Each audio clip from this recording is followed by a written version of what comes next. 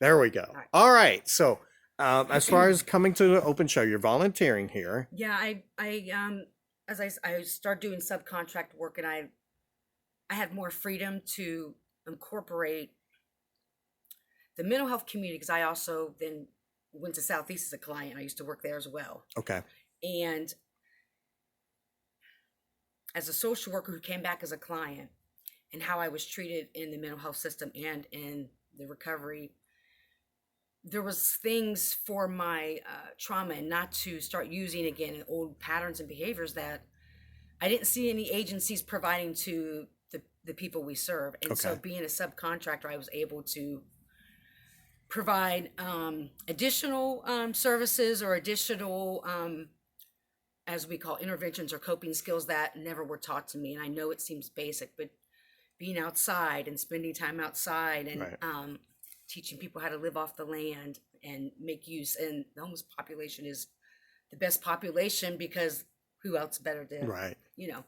So now I come every Wednesday, and if there's people that need to speak to me, whether I can sign them up or not, I just kind of help out if they need that. And of course, help T out with the volunteering, Right. And which is always has helped me because once again, I'm starting over, yeah. and you guys have always helped me. It's like it's a give and take type of thing. So I guess, yeah, from both sides. What did you see on both sides? Like when you said you used to help people and then you were on the other side, what how were some of the things that you your label encountered? follows you.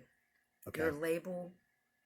Anytime I would get kind of tired at some of my jobs, no matter how much clean time I've had, there was always a little talk, is she getting high? Oh, And it's like, because I would struggle with that. Do you tell somebody or not? But my story is what can help the next person. And it was really challenging because I faced a lot of conflict. Um, and I was really naive of it as a social worker, hmm, how we actually treat consumers. And right. it was really hard for me because I'm a social worker, why would you treat? And I really got a big taste of the red tape and, oh, you're Right. just an addict. It doesn't, and not knowing anything, but it doesn't matter regardless what your Right. history is. And it made me be such a better person and a social worker that now that what I can provide is so much more greater than I ever could have if I wouldn't have had to go through that experience because I Right. really understand it now. Did you went to North Carolina? Did you experience homelessness yourself out on the street There in at the very end of my in North addiction, Carolina? I How lived in long my were car. you lived there? How long did you live in your car? Probably about the last 2 months, 3 months. What was that like? Did you Well, I had two cats and a dog as well. So, in the car? yeah, with the Kia Soul. I always wondered, how did I get here? Yeah. Because I was thinking, AnnMarie, I compared myself to how I was here and how much I loved being in the community and how involved I was and to where I was at. And I never imagined and never would have imagined in 1,000 years that I would be living out of my Kia Soul Yeah. with my two. How did you get by like day to day living out of the Well, I car? would still kind of try. I would still go to work. I Oh, mean, it was who were you working for there again? I it apologize. was a company called Youth Villages, Okay. and I was a MST therapist, and I had clients in all kinds of What's towns. MST? What does Well, in Ohio, you have to have your master's, but it's a multi-therapeutic Okay. service, I think. Yeah, Okay. a therapist. Yeah, and there you only have to have your bachelor's degree. Oh, It was high pressure and intensity, but the last month or two, I had to be medically detoxed at the hospital oh, because of the mass amount of drugs I was doing. oh, wow. And yeah, yeah, it was hard to believe where I came from. Like Yeah, that is something.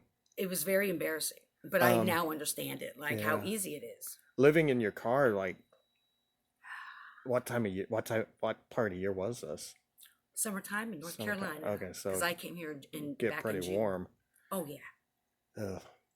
Did you ever encounter like any issues like other people trying to bother you while you're in your car, or Well, were you able to stay pretty safe? well, I think I was able to stay safe because it was the country, Okay, and that's good. I the person that sold me the drugs, they knew I was a very honest addict. Oh, And so when they would want me to go to the store for them or run for them, I mean, I'm just being honest. right.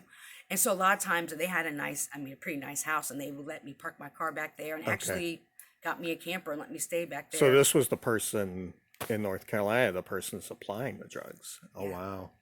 And they gave me a camper back there. Wow. Um, now I know why. I was a good, I was You're a good a soldier for good them. soldier, good, Yeah, I was good very honest. customer. Like I would never shortchange a penny because I want no one to think Oh, bad wow. of me. I mean, it just There's some honor in that. yeah. I mean, that's why I always knew that the addiction just didn't fit me. But I Right. mean, if it served its purpose. Yeah. But I mean, yeah.